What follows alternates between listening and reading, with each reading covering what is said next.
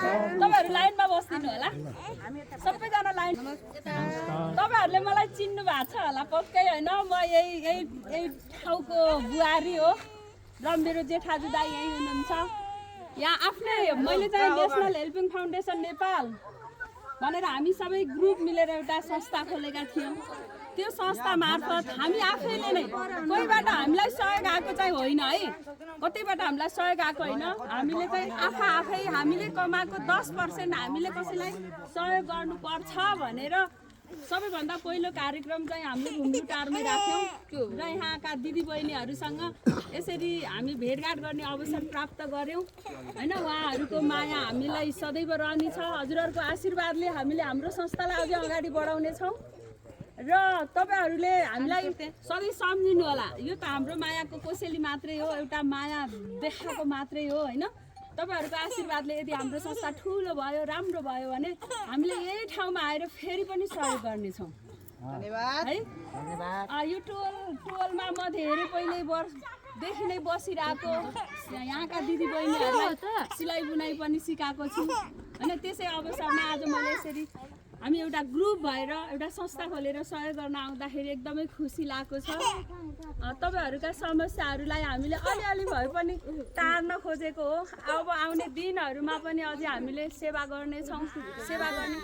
जब मैले हामी भुम्लुटारमा जाँदै छौं सहयोग गर्न भनिसकेपछि मेरो डायरी दिउ त यहाँ हाम्रा सहयोगी मनहरु हुनुहुन्छ उहाँ र यहाँ हामीलाई सहयोग गर्ने दाताहरु हुनुहुन्छ हिरामाया श्रेष्ठ उहाँले आफ्नो जन्मदिनको उपलक्ष्यमा 3500 दिनुभएको थियो ती दिदी बहिनीहरूलाई मेरो तर्फबाट पनि सहयोग भनेर दिनुभएको थियो है त्यसै गरी एम ढुङ्गाना भन्ने को नारायणी ढुङ्गानाको श्रीमान हो उहाँको जन्मदिनको उपलक्ष्यमा उहाँले 1100 रुपैयाँ दिएर सहयोग गर्नुभएको थियो त्यो सहयोगी गंगा भण्डारी उहाँले आफूको जो उहाँ पनि यसै गरी आफ्नै टोलमा मैले सेवा गर्ने मौका पाऊँ हजुरहरुको आशीर्वाद पाऊँ भन्न चाहन्छु धन्यवाद र हाम्रो संस्थाको नाम छ नेशनल हेल्पिङ फाउन्डेसन नेपाल है यसले चाहिँ यस्तै सहयोग गर्दै जाने हो हामीले नेपालभरि नै सहयोग गर्ने अवसर पायौं भने अवश्य गर्ने छौं भन्दै हजुरहरुलाई यो सामान हामी हस्तान्तरण गरिदिन्छौं है त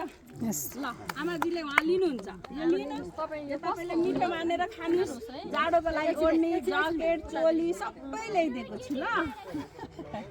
तपाईले लिनु होला यो तपाईको साडीहरु हो यो त त्यति ल आफ्नो आफ्नो सामान लिनु होला अलि अलि ओइ बडी ल हामी आमा हजुरलाई कस्तो लागिरहेछ यहाँ आएर सहयोग गर्न पाउँदा राम्रो छ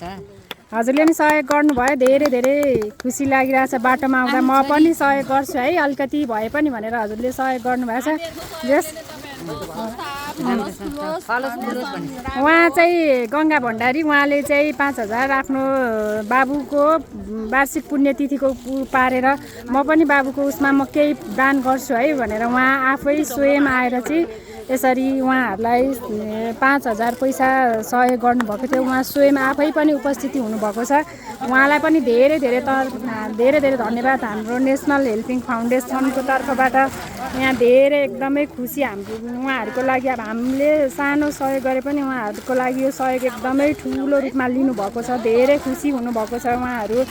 आमा दिदीबहिनीहरू बुवाहरू सानो बालबालिकाहरू हुनुहुन्छ सुत्केरी अवस्थाको सुत्केरी आमाहरू हुनुहुन्छ यसरी एकदमै खुसी भएर यो सामानहरू ग्रहण गरिरहनु भएको छ फेरि पनि आएर हामीलाई यसरी नै सहयोग गर्नु होला हामी एकदम विपन्न परिवारका हौं भनेर उहाँहरू भनिरहनु भएको छ उहाँहरूलाई हामी चाहिँ यसरी नेशनल हेल्पिङ फाउन्डेसन नेपालको तर्फबाट हाम्रो परिवार सबैजना जम्मा भएर यसरी आएको छौं हजुर चाहिँ यहीँको स्थानीय हुनुहुन्छ र यो संस्था गराइदिनु भएकोमा यहाँलाई पनि धेरै धेरै धन्यवाद है फेरि पनि यस्तो आउने अवसर मिलोस् हामीलाई मिलाइदिनुस् हाम्रो संस्थाको तर्फबाट हजुरलाई पनि धेरै धेरै धन्यवाद है